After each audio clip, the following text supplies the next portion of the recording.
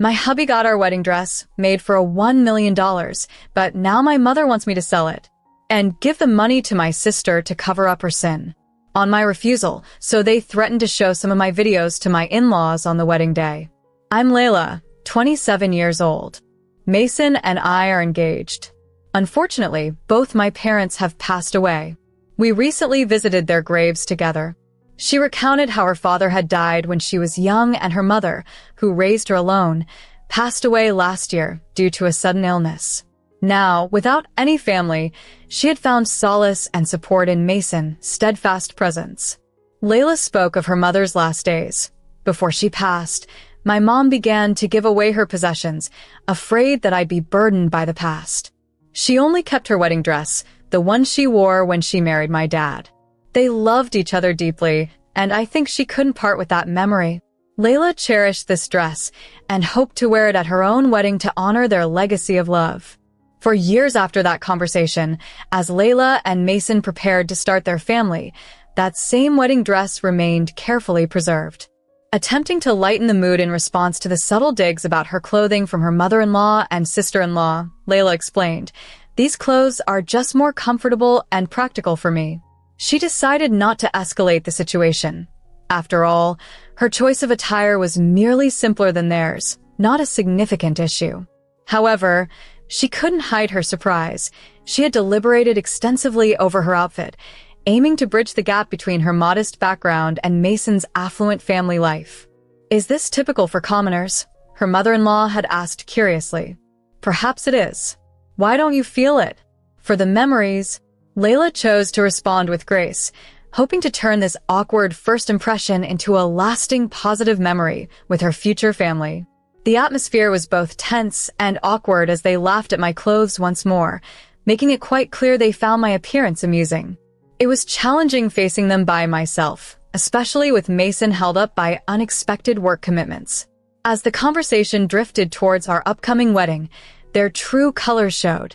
"They think she's marrying Mason for his money, since she has no family," one of them remarked, as if I wasn't there. The audacity of their accusation struck me. They assumed my intentions were purely for financial gain, reflecting a narrow-minded view of a world divided by status. Despite the sting of their words, I found myself growing weary. The relentless criticisms wore me down, and I began doubting my worthiness of Mason. My confidence waned, and I fell silent, gazing downward in defeat. Just then, Mason arrived, his timing impeccable. "Sorry I'm late," he apologized. His presence instantly lifted my spirits. As Mason took in the scene, his family explained their condescending views to him, stressing the difference in our social standings. But Mason was quick to counter, "Status doesn't matter. I love Layla and want to spend my life with her. Let's not sour this special time with petty comments." With that, he suggested we leave for our wedding planning meeting, signaling an end to the uncomfortable encounter. His words seemed to take his mother and sister-in-law by surprise, leaving them momentarily speechless. However, they soon regained their composure and, with a hint of embarrassment, accepted the situation. "We were wrong. Please proceed with your plans and forgive our earlier behavior," his mother said, her voice trembling slightly. From there, the atmosphere shifted. They expressed their support and even extended a warm invitation to collaborate on the wedding preparations. "Choose any dress from our preferred shop," his sister-in-law suggested cheerfully. Mason intervened. "Actually, Layla has decided to wear her mother's heirloom dress. It's something very special to us both." "That's wonderful," they exclaimed, a complete turnaround from their initial skepticism. They even offered to store the dress safely, presenting it as a wedding gift. I appreciated their change of heart, though their sudden shift was somewhat disconcerting. Nevertheless, peace was welcome, and I thanked them, looking forward to moving past the earlier tensions. The journey to our wedding day was back on track, marked by newfound respect and understanding. At the wedding, it was crucial that everything be perfect, so storing the dress properly was a priority. Enthusiastically, Mason's family offered to keep the gown on a mannequin in a spare room. Given their insistence, I agreed. The room was quickly transformed into a charming display area where the dress was showcased on the mannequin, creating an unusual yet attractive setup.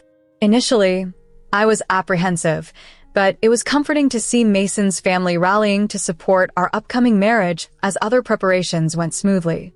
The day before the wedding, when it was time to move the dress to the venue, Mason and I noticed a faint smell of smoke as we approached the room. Inside, the scent grew stronger, a troubling sign. When we opened the door, we were met with a shocking scene. My mother's dress, along with the mannequin, was engulfed in flames.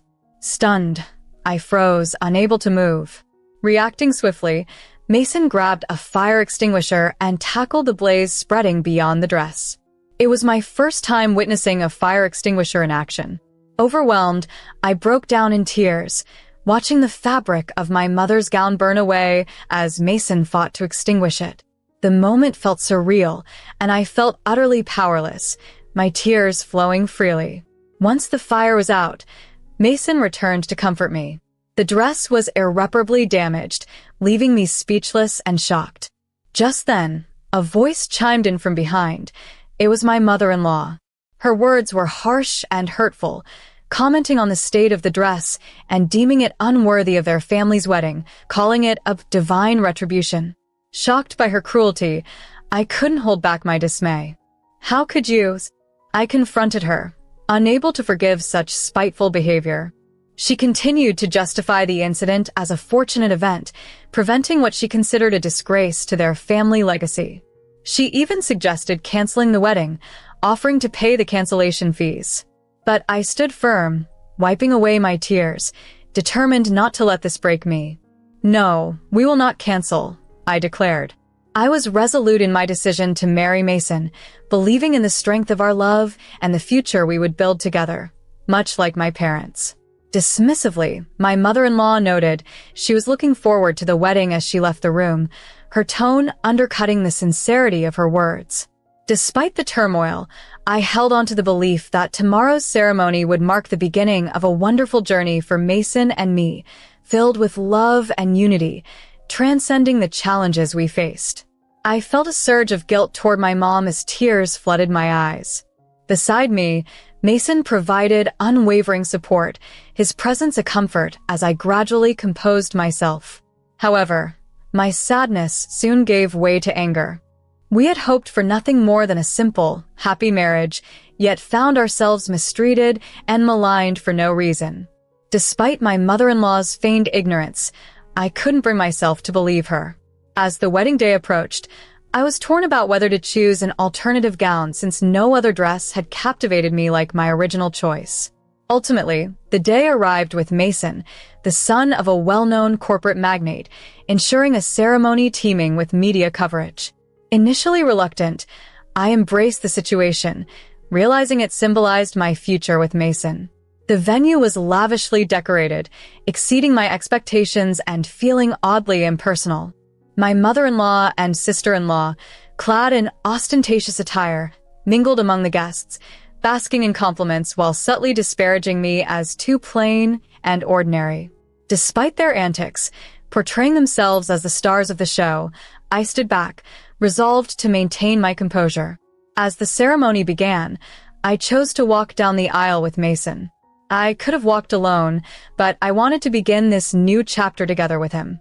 As we walked, I reflected on my life's journey and the new future unfolding with him. Our entrance, typically a silent affair, was warmed by whispers of "beautiful" from the guests. Suddenly, laughter erupted. It was my mother-in-law and sister-in-law mocking my attire and calling it a burnt crisp crow dress, suggesting it looked charred. I held my peace, choosing to ignore their cruel jibes and focus on the path ahead. The ceremony's tone shifted when my father-in-law intervened, admonishing the three for their disrespect not just towards me, but also towards Mason and all the guests. They fell silent, their faces etched with regret. The venue quieted, and the ceremony continued with dignity, the elegance of the dark brown dress I wore standing in stark contrast to the petty comments that had tried to mar our special day. After facing the heartbreak of not being able to wear my mother's original wedding dress due to an unexpected disaster, I made a bold choice. Opting for a dark brown dress, I aimed to make a statement of resilience and love at my wedding with Mason. This dress symbolized not just my affection for Mason, but also a desire to forge a relationship even stronger than that of my parents. Mason, knowing the sentimental value of my mother's dress, initially struggled with the idea of finding another white dress. However, understanding the profound significance behind my choice of the dark brown dress, he supported my decision wholeheartedly. During the wedding ceremony, the emotional weight of the moment was palpable, but it was during the reception that the true depth of the situation unfolded. As the guests settled in, a video began to play. Instead of the expected heartwarming clips of our childhood or how we met, it showed a distressing scene. The room where my mother's dress was kept, now with the dress completely consumed by flames. The footage captured a figure deliberately setting the fire and then retreating from the camera. This shocking revelation turned all eyes towards my sister-in-law, who stood out uncomfortably in the crowd. Inwardly, I noted her newfound, albeit unwelcome, spotlight. Amidst the murmurs and disbelief, I maintained control over the video playback. As the dress was nearly destroyed, Mason and I appeared on the screen, him extinguishing the fire, a dramatic twist revealing our proactive stance against the sabotage. The video, which had been secretly recorded by Mason using a hidden camera, captured clear images of the culprit hurling insults at us. This wasn't just a random recording. It was strategic, intended to expose the truth during our reception, where it could not be ignored or dismissed. My fears of the video being tampered with or discredited were allayed by presenting it in such a public and undeniable manner. Accusations flew as the responsible parties claimed the video was fabricated, but their protests fell on deaf ears. The presence of off-duty police officers at the reception, there due to the high-profile nature of our wedding, enabled immediate official scrutiny. The video, verified as unaltered, left little room for doubt. My sister-in-law faced serious charges for her actions, potentially leading to imprisonment. Despite her protests and attempts to dismiss the evidence as falsified due to personal vendettas, the clarity of the video spoke for itself. In that moment, the strength I drew from the dark brown dress I wore was affirmed, not just as a symbol of love, but as a beacon of truth and justice in the face of deceit and malice. She protested strongly, claiming to be the victim, unaware that setting her own property on fire was still illegal. It became evident that her obsession with money overshadowed her understanding of basic societal norms. During a dramatic confrontation, her mother-in-law shockingly accused her of acting alone, leading her father-in-law to publicly disown her and announce their impending divorce.